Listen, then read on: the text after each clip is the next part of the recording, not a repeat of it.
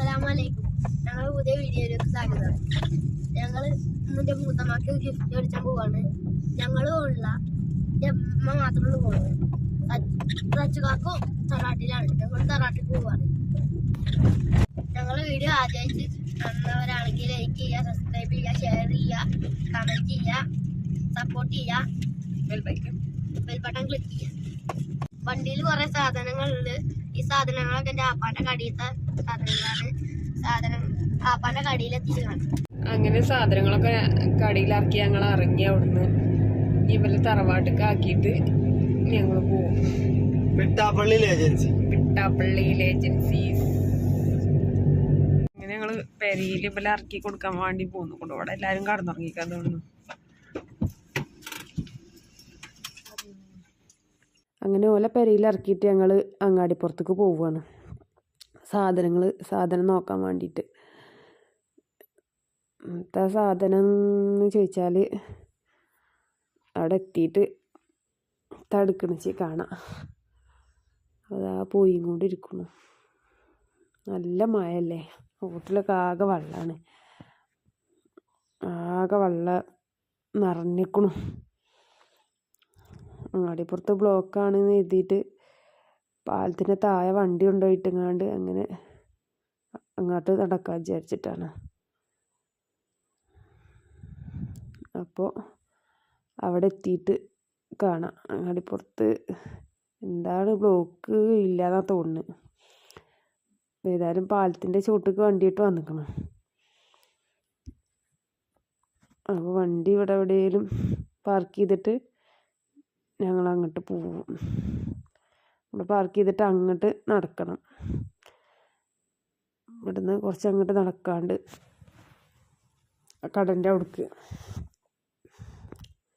വണ്ടി അവിടെ പാലത്തിൻ്റെ ചുവട്ട് പാർക്ക് ചെയ്ത് ഞങ്ങളിതാ കടൻ്റെ അവിടേക്ക് നടക്കുകയാണ്.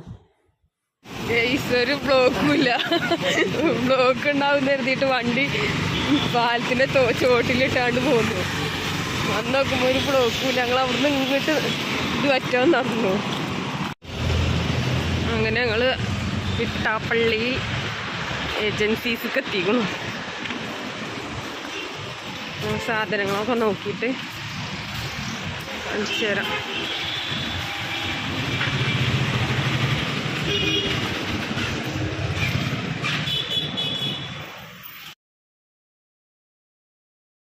അങ്ങനെ ഞങ്ങൾ ആ കടയിൽ നിന്ന് സാധനം നോക്കുകയാണ്.